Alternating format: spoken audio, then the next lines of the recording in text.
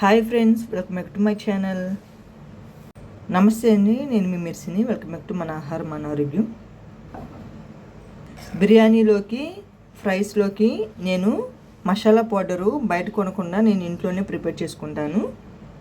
ఈ పౌడర్ మనము ఒక్కసారి మన ఇంట్లో అలవాటు చేసుకుంటే ఇక బయట మసాలాలు అవాయిడ్ చేసి ఇంట్లోనే గరం మసాలా ప్రిపేర్ చేసుకుంటాము.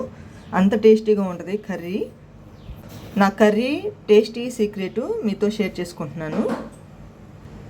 బిర్యానీలోకి వాడే మసాలాలండి, అంత పెద్దగా నేను మసాలాలు ఏమీ వాడలేదు. ఈ వీడియోలు చూపించేవన్నీ వేసుకోవాలి. ధనియాలు ఒకటి ముందుగానే వేయించి పెట్టుకున్నాను. ఇప్పుడు వీటన్నిటిని లైట్గా ఫ్రై చేసుకుందాం.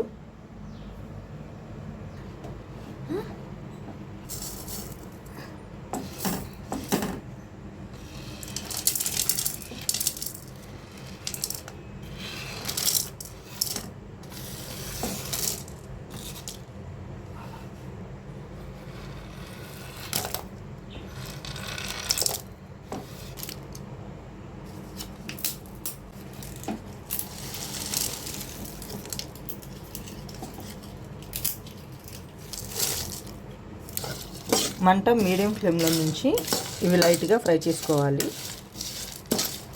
మరి ఎక్కువగా ఫ్రై చేస్తే మసాలా పౌడర్ అనేది చేదు వచ్చేసింది. ఈ విషయం కంపల్సరీ గుర్తుంచుకొనే వేయించుకోవాలి.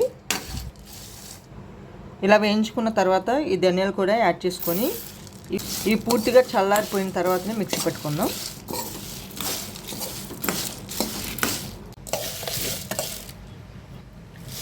పూర్తిగా చల్లారాయి, మిక్సీ పట్టుకుందాం.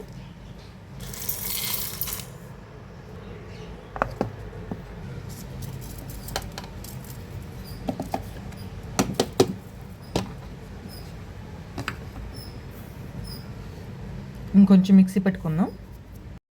ఇలా మిక్సీ పట్టుకున్న తర్వాత ఈ పౌడర్ అంతా పూర్తిగా చల్లారిన తర్వాతే